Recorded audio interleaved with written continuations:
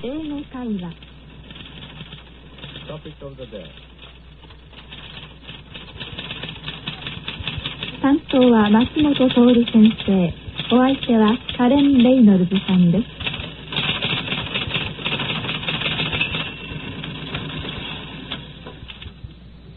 Hello everyone, this is your English conversation program.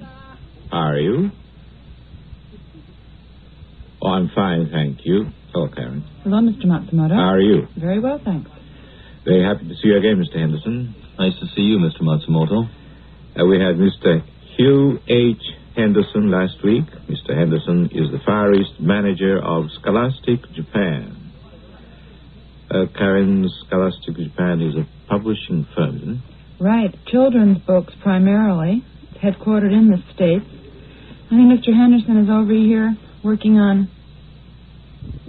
with teachers in Japan, or? That's right. We're working with teachers and trying to point out to them the advantages of books that are simple and easy to read with lots of pictures, and this will help the students in their study of English. Do you teach English here? I don't teach at the moment, but I have been teaching in the past.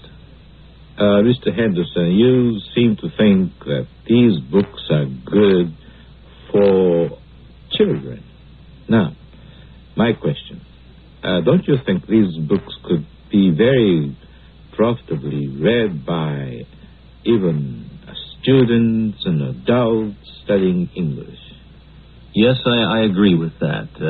The content of the books is simple enough so that even the university students and businessmen who have time to spare could enjoy these books without feeling that they were studying English. It's the pleasure associated with these books that's the biggest advantage.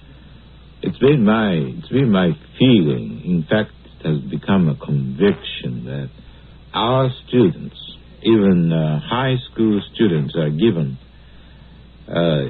materials that are too difficult to understand in English.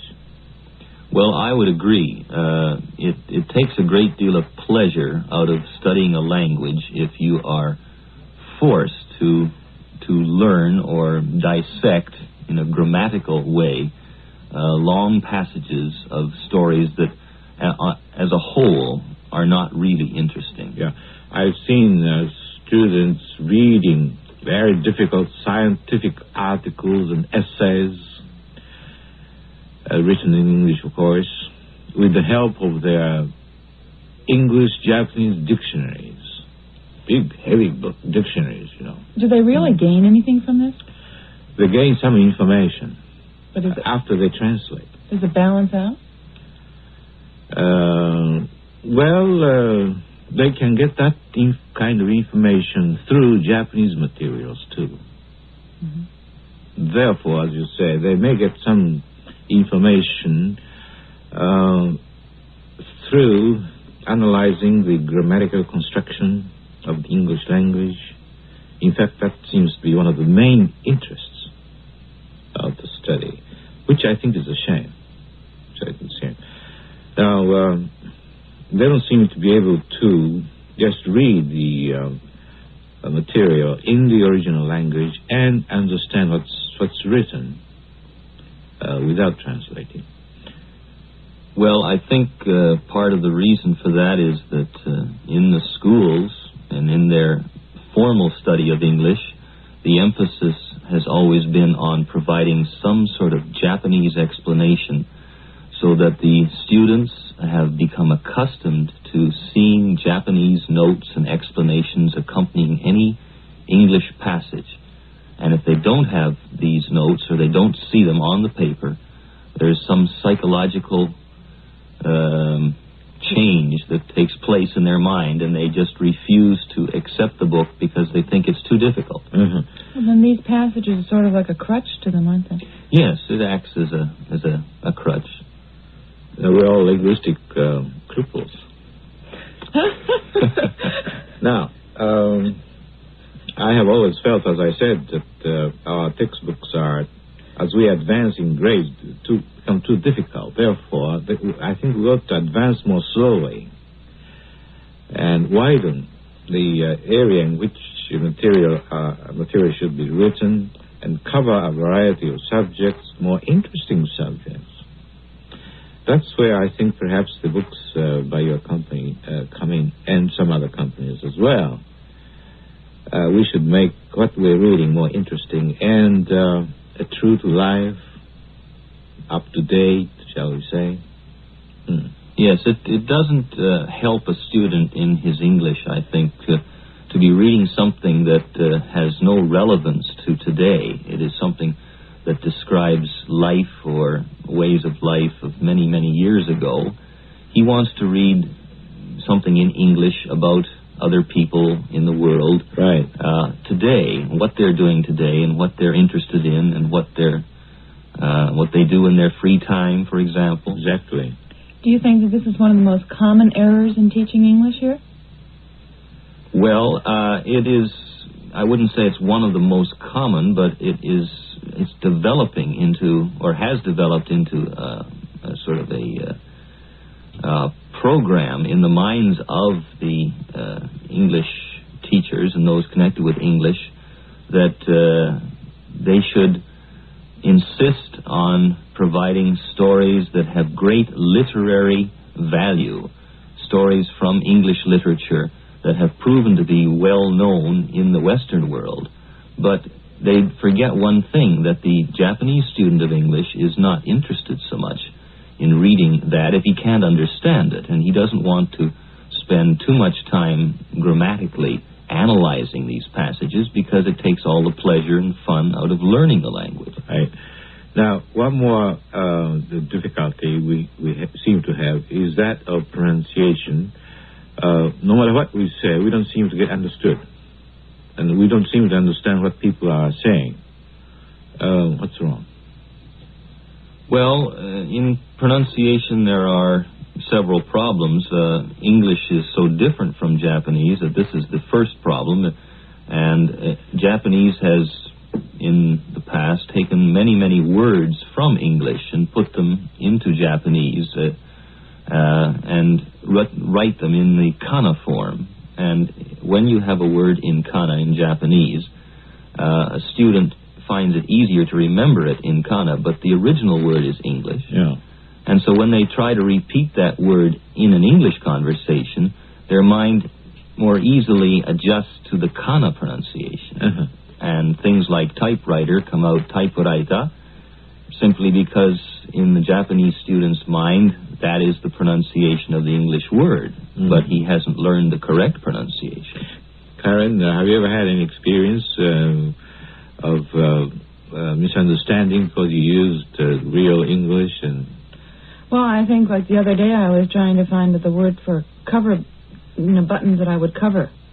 So I didn't know how to do it, and I just said it in kana, cover button. And I got what I wanted. So I just tried the other, it works two ways, though. Although I think that it is unfortunate that people do call a book a book, and their speech and their kana do mix up. And I think that it's a bad habit to get into.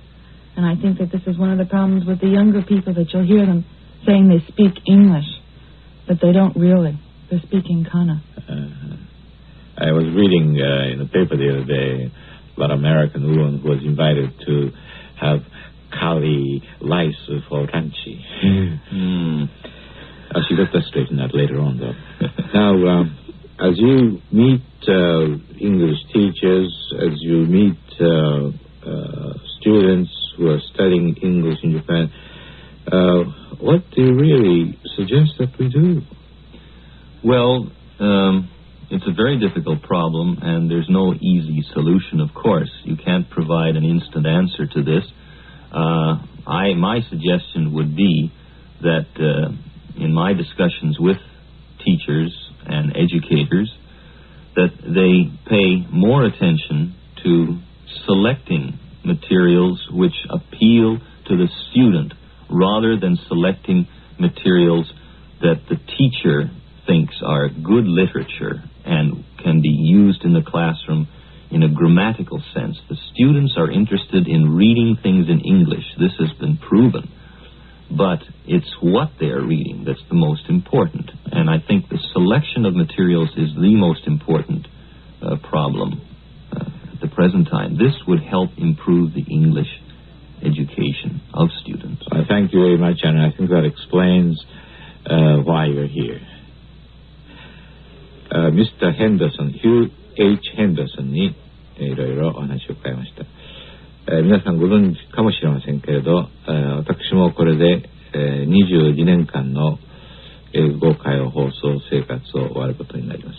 今日は総まとめといっては甚だ大げさになりますけれども、今まで放送してきたことの中から、まとめていろいろお話をしたいと思うんですが、結局、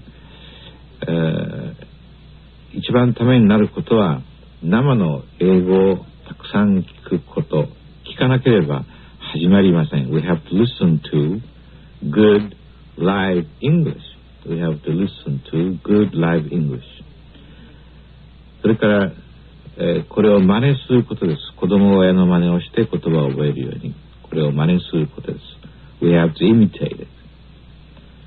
それ以外に手はありません。いろいろな音を聞いてそれを真似することです。言い方を真似することです。 We have to speak the way the native speaker speaks. 他の人の真似をすることは、問題です。ネイティブスピーカーのスピークするように真似をして喋ることが一番手っ取り早く正確な方法だと思います。何よりも喋ることです。 We have to speak. The only way we learn how to speak English is to speak English. We have to speak English. We don't have to translate English into Japanese. In fact, we shouldn't translate English into Japanese. We have to speak English. We have to eventually learn to think in English. 日本語で考えて、それからそれを英語に直していってるんでは間に合いません。We have to learn to think in English. それは英語で喋ろうと思ったらどうしてもそこへ行かなければ、ならないと思います。で、発音はさっき言いましたように、ネイティブスピーカーのように、話していれば発音は自然と良くなります。あまり細かい発音法を考える必要はありません。体が自然に覚えてくれます。ですから無意識で発音しても正しい発音ができるようにすればいいと思います。暗記をすることも非常にためになります。暗記をするということはこの Thinking in English につながるように暗記しなければダメです。全然意味のわからない英語を暗記してともダメです。それから英語は英語でわかるようにするということも必要です。 We have to understand English in English. Try to understand English words in English. したがって初めのうちは図解で物で動作で理解します。お母さんを見て mother, father, car, room 何でも物を見ればわかりますから、いちいちそれをお父さんお母さん部屋だ自動車だと訳す必要ないと思います。そういうふうに物で分かっていると思います。こういうふうにして覚えていってください。 English, understand English in English. Listen to good English. Imitate good English. Think in English. Speak English. これをやっていれば自然と話せるようになると思います。And now I'd like to take this opportunity to say thank you to each one of you for so faithfully studying English conversation with me all these years. And even after I have left the program, I hope you'll carry on with Mr. Toru. Thank you, Mrs. Reynolds. And goodbye, everyone.